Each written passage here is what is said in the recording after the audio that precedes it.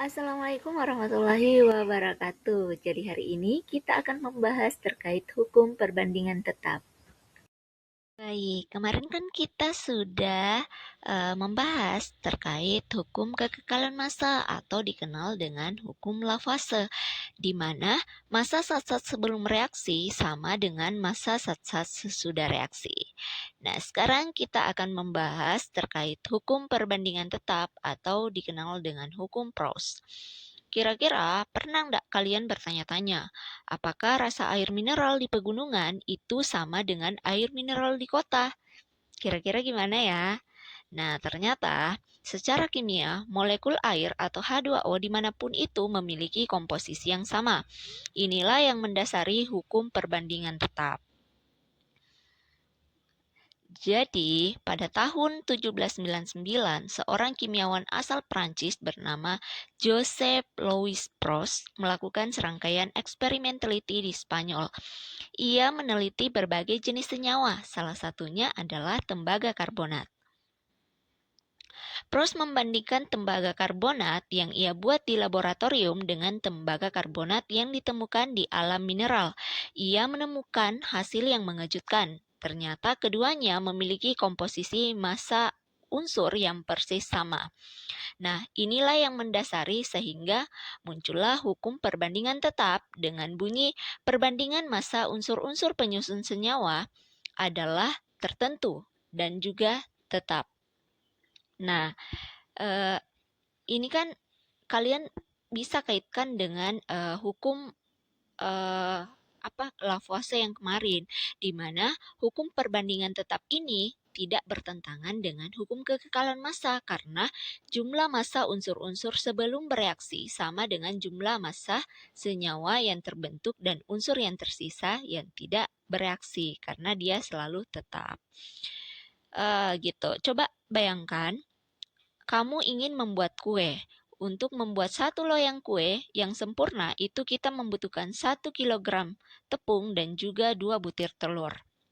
Nah, kira-kira gimana kalau misal ada 4 telur dan juga 2 tepung? Itu bisa membuat 2 loyang kue.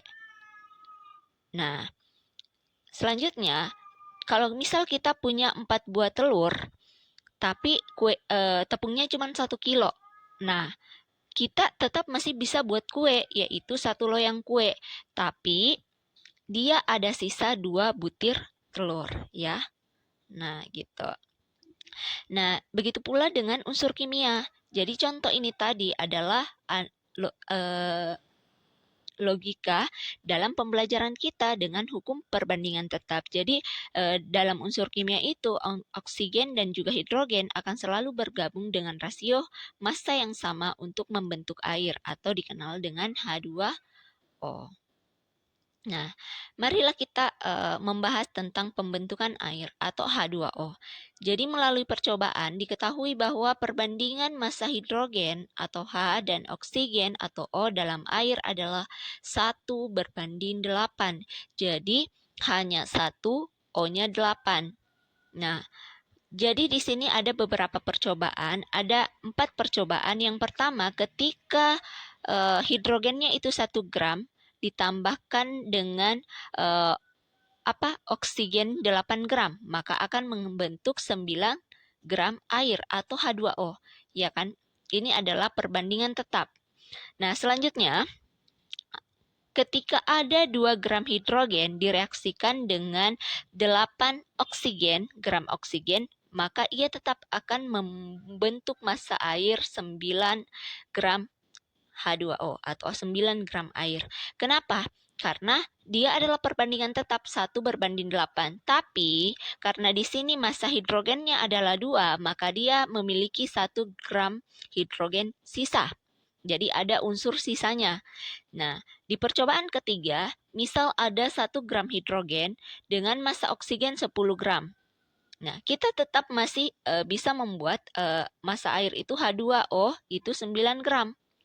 Yang terbentuk itu 9 gram. Tapi dia memiliki sisa 2 gram oksigen, ya. Gitu. Jadi yang ini yang punya sisa. Nah, selanjutnya kalau misal 2 gram hidrogen direaksikan dengan 16 gram massa oksigen akan menghasilkan 18 gram air atau H2O. Kenapa? Dia nggak punya sisa. Karena di sini kan ini masih perbandingan 1:8 kan. Kalau misal 2 bagi 2 1, 16 bagi 2 8. Jadi ini masih di sini. Jadi dia nggak punya sisa. Nah, itulah logika pembentukan air atau H2O. Nah, sekarang kita kenal rumus perhitungannya. Jadi, untuk menghitung massa unsur dalam senyawa, itu kita menggunakan rumus massa unsur sama dengan N dikali AR per MR dikali massa senyawa. Di mana N itu adalah jumlah atom unsur, AR-nya itu adalah massa atom relatif, dan MR-nya adalah massa molekul relatif dikali massa senyawa. Nah, selanjutnya kita masuk ke contoh soal nih. Yang pertama, perbandingan massa C berbanding O dalam CO2 adalah 3:8. Jika ada 12 gram karbon, berapa gram oksigen yang dibutuhkan? Jadi, kita sudah ketahui bahwa perbandingannya itu adalah 3:8. Nah, yang diketahui adalah karbonnya itu C-nya 12 gram, maka yang ditanyakan oksigennya berapa gitu. Penyelesaiannya, yang pertama kita tulis dulu perbandingannya. Ya, jadi perbandingannya adalah 3:8. Nah, massa C-nya itu adalah 12 gram. Artinya, di sini kan perbandingan 3:8. Jadi 12 gram ini kita bagi 3, hasilnya 4. Oh, berarti 3 kali 4 itu 12. Makanya untuk mencari massa O, kita juga harus kali 4. Iya kan? Berarti 4 kali 8, 32 gram. Jadi, jika ada 12 gram karbon, maka butuh 32 gram oksigen untuk bereaksi menghasilkan CO2. Gitu. Selanjutnya, contoh soal selanjutnya, berapa massa karbon dan oksigen dalam 22 gram karbon dioksida atau CO2? Misal diketahui C itu sama dengan 12, AR-nya 0, AR oksigennya 16, dan massa relatifnya dari CO2 adalah 44. Nah, caranya kita yang mau kita cari adalah massa karbon dan oksigennya kan. Nah, massa karbonnya itu kan udah diketahui ini kan unsurnya C itu 1 kan. Makanya di sini 1 dikali berapa AR-nya? 12. Berarti 1 kali 12, 12 per 44 dikali 22. Karena ini adalah massa totalnya 22 gram. Jadi kali 22 sama dengan 6 gram. Selanjutnya, C sudah kita dapat 6 gram. Sementara O-nya itu karena di sini adalah O-nya 2, ya kan? Maka di sini 2 kali 16 per 44 dikali 22 gram. Hasilnya adalah 16 gram. Gitu. Jadi perbandingannya adalah 6 berbanding 16. Atau lebih sederhananya menjadi 3:8. Jadi perbandingan ini itu akan selalu tetap sama untuk CO2 dimanapun itu kita temukan CO2. Ya. Nah, contoh soal selanjutnya. Ini adalah sebuah paku besi yang berkarat memiliki massa total 320 gram. Jadi ini adalah beratnya itu paku yang sudah berkarat itu 322 gram. 20 gram. Jika karat tersebut dianggap sebagai senyawa besi 3 oksida atau Fe2O3, berapakah massa oksigen yang terikat pada paku tersebut? Gitu. Nah, diketahui ArFe itu 56 dan O itu 16.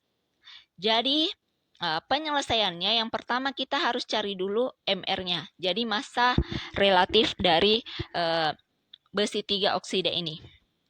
Jadinya, cara menghitungnya itu, di sini kan Fe-nya ada 2, O-nya ada 3. Jadinya, Fe dulu 2 kali, AR-nya kan 56, 2 kali 56 ditambah, O-nya itu 3 kali 16. Ya kan? Jadinya 112 ditambah 48 sama dengan 160. Nah, di sini kan kita tahu bahwa O-nya itu kan ada 3. Jadi terdapat 3 atom oksigen, karena yang ditanyakan berapa massa oksigennya. Nah, kita gunakan rumus yang tadi itu, massa oksigen sama dengan 3 kali AR dibagi MR. Jadi kenapa ada 3? Karena ada 3 atom oksigen. Jadi 3 kali ARO dibagi MR Fe2O3. Jadi itu 160. Jadi 3 kali 16 dibagi 160 kali 3, 20 gram. Jadi hasilnya adalah 96 gram. Jadi kesimpulannya, massa oksigen yang bereaksi dengan paku tersebut hingga membentuk karat adalah 96 gram. Ya, itulah mengapa massa yang kemarin itu massa setelah reaksi dan sesudah reaksi itu sama kan? Tuh. Dan kenapa massa besi yang berkarat itu lebih berat daripada massa sebelumnya. Nah, kita sudah di kesimpulan. Jadi kesimpulan pembelajaran kita hari ini adalah yang pertama, setiap senyawa kimia itu memiliki perbandingan massa unsur yang tetap, ya. Nah, yang kedua, sumber senyawa alam ataupun buatan tidak mempengaruhi perbandingan ini. Dan yang ketiga, hukum ini menjadi dasar bagi teori atom Dalton. Nah, terkait atom Dalton bakalan kita bahas di pertemuan selanjutnya. Nah, gimana pertemuan kita hari ini? Semoga pembahasan soal-soalnya mudah dimengerti dan kalian kalau misal ada yang tidak paham, silahkan bertanya sama ibu. Nah, terkait kuisnya nanti silahkan dikerjakan, tanyakan kalau ada yang kurang dipahami. Sekian dan terima kasih. Kulil haq walau kana murah. Assalamualaikum warahmatullahi wabarakatuh.